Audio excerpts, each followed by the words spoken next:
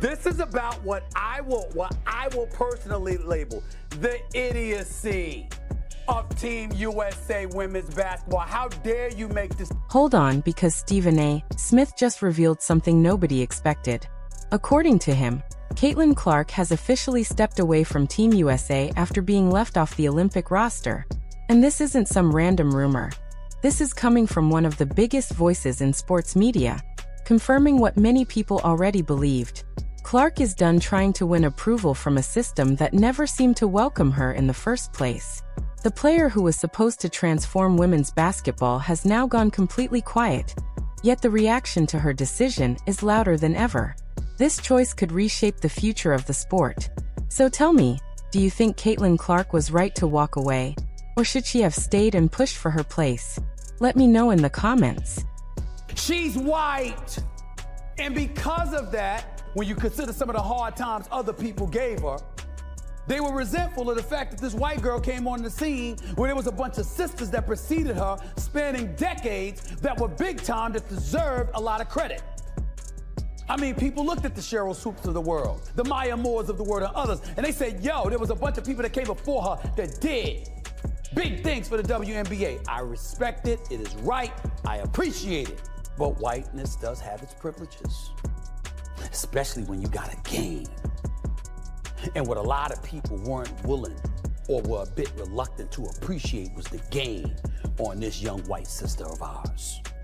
She can ball. And oh, by the way, she was a great ambassador for the game. And by the way, she came in there and looked out for everybody else. For 22 years, they couldn't get chartered flights. That sister got there, and it was done in 2 weeks. That's who. To really understand what's happening, you have to look at who Caitlin Clark is, and even more importantly, who Stephen A. Smith is in all of this. Stephen A. isn't someone who talks just to stir up attention. Yes, he knows how to create buzz, but when he takes a strong stand like this, it usually means something serious is going on behind the scenes. His heated comments about Caitlin Clark and Team USA aren't just about a simple roster choice. He is pointing toward a much bigger issue. Deep problems within women's basketball that have been ignored for years and are finally exploding into the spotlight. The Olympic roster announcement should have been routine. Normally, the names drop, fans discuss it for a day, and life moves on. But this time, the moment leaks revealed that Caitlin Clark, the player filling arenas and bringing record attention to the sport, was left off. The reaction was instant outrage. Fans, analysts, and even people who barely follow the WNBA were furious, unable to understand how the biggest star in women's basketball didn't make the cut. The backlash showed just how disconnected the system has become from the audience watching it. What the hell is going on with WNBA that they cannot handle all this attention that they're getting, as well as the hate and anger towards Caitlin Clark? When it comes to Caitlin Clark, now I've taken hits, because I was calling it from day one. You got people that are resentful towards her. It's really not about her, guys. It's about what she represents. Before she ever came along, there were a lot of outstanding basketball players who happened to be black females that was doing their thing on the WNBA level, and they never got this kind of shine. This girl, the Golden Goose, comes along, and she wreaks havoc. She's a star caliber player who draws this attention. And maybe it's because that fan base that she has and her being a young white lady contributes to it. So what? The explanation from the selection committee sounded weak from the moment they released it. They kept talking about experience, 3-year commitment, and being part of the core group. On paper, that might seem fair, but it completely ignores what Caitlin Clark means to the sport right now. Think about it. No team leaves a once-in-a-generation player behind because she's new. You don't bench someone with that kind of impact simply because she hasn't been around long enough. When a player changes the entire landscape of a sport, you take her with you. That's how winning teams and smart organizations operate. But the situation became even more troubling once insiders started talking. According to people close to the selection process, this wasn't a simple decision based on ability. It was intentional. The committee was worried about how certain veterans would react to Clark's massive attention and constant media coverage. They feared the spotlight she brings, calling it a circus, instead of embracing it as a chance to grow the sport. So instead of choosing the best marketing opportunity the team has ever had, they protected fragile egos. This is exactly why Stephen A. Smith went off. He didn't just disagree, he tore apart every excuse they offered. The Olympics only come once every 4 years. It's the one time when fans who never watch women's basketball actually pay attention. A player who has brought record audiences, full arenas, and national excitement should never be left out. Yet somehow, that's exactly what the committee decided to do. Are we really trying to grow the game? Because this is the most popular women's basketball player in the world, and it ain't close. They had to move the Mystics game to an NBA arena. Name the time. And I'm going to turn it over to you because I don't want to get long-winded. I want somebody, one of our women colleagues, Stephen A., to tell me when a WNBA game has had to be moved because of a woman player. Just one. Just tell me one. Because I know in her attendance, she's averaging about 17,000. All the other WNBA games in which she's not a participant average about 7. So are we really trying to go the game? Is that what we're really trying to do? Or are we just talking about we're trying to grow the game and just bulljive? Stephen A. Smith didn't hold back when he explained how badly Team USA handled this situation. He said leaving Caitlin Clark off the roster wasn't just a small mistake. It was one of the biggest marketing failures the program has ever seen. He reminded everyone of a simple truth. Winning gold medals is almost guaranteed for the U.S. women. The real challenge isn't beating other countries, it's growing the sport, building its audience, and getting more people to care about women's basketball long-term. But instead of using Clark's huge popularity to bring in millions of new viewers, the people in charge chose to protect their own system and keep the same power structure in place. Smith suggested that the decision showed more concern for egos than for the future of the game. He even hinted that Clark won't forget how she was treated.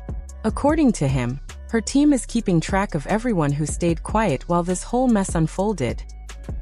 But the WNBA does.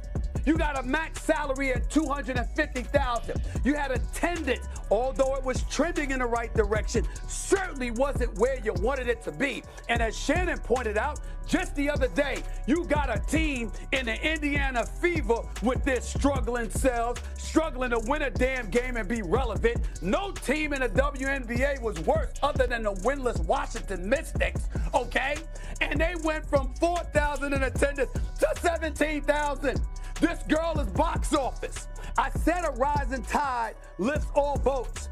What you do, especially if you're Team USA and you're trying to be globalized, and it's an opportunity to globalize the WNBA brand. So people like Brittany Griner, you know, God bless her soul, and others don't have to go to Russia in the off-season. If we're being truly honest about why Caitlin Clark isn't on that plane to Paris, we have to talk about the thing everyone whispers about but never says out loud: jealousy.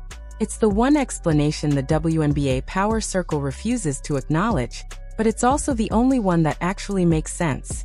The signs were showing long before Clark played her first pro game.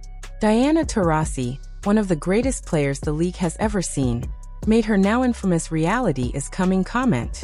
It didn't sound like friendly advice. It sounded like a warning. Then Cheryl Swoop stepped in, questioning Clark's college achievements with claims that were simply wrong. Instead of celebrating a rising star, the criticism felt personal and oddly aggressive. So why were legends of the game so irritated by a rookie who hadn't even touched a WNBA court yet? Why try to tear her down before she had a chance to prove herself? Stephen A. Smith has hinted at the answer many times. The veterans resent the spotlight Clark brings. For years, they played in empty arenas, traveled on cramped commercial flights, and earned salaries that barely reflected their hard work. And suddenly, here comes a 22-year-old with private flights, massive endorsement deals, and fans wrapping around buildings just to see her warm up before her first professional tip-off. To them, it feels like she skipped the line. But to the world, she's simply bringing attention the sport has deserved for decades. You make decisions, marketing. I want people watching. I want eyeballs. I want advertising dollars. Why? Because he'll get paid. Y'all will get paid. And guess who else will get paid? You see where I'm coming from? That's what it's about. Stop acting otherwise. We know this. You don't sit up there and pass on Caitlin Clark. It was stupid, Team USA. It was a dumb. It's completely normal on a human level for veteran players to feel a bit jealous in this situation. Anyone would struggle watching a newcomer get the kind of fame, money, and attention that they never received. But in most major sports, older athletes actually welcome a rising superstar because that kind of popularity lifts the entire sport, increases salaries, attracts sponsors, and creates bigger opportunities for everyone. When Tiger Woods changed the golf world, the other golfers didn't resent him. They celebrated him because he made the entire sport richer overnight. But in the WNBA, the reaction to Caitlin Clark has been the opposite. Instead of embracing her, some players seem determined to make things harder for her. The negativity isn't just online or in interviews, it's showing up during the games. She is being targeted with rough, unnecessary contact that goes far beyond normal physical play. The hit from Kennedy Carter was the clearest example. Clark got blindsided with a cheap shot when the ball wasn't even in play. Carter knocked her down, said something nasty, and walked away like nothing happened. What made the situation worse was the response. The league didn't step in to protect their biggest star, and many players acted like Clark deserved it. They brushed it off as welcome to the league, basically encouraging the aggression instead of condemning it. Stephen A. Smith pointed out that if a top NBA player like LeBron or Steph were attacked like that, the league would shut it down immediately. But with Clark, it's almost like open season, and nobody in power seems interested in stopping it.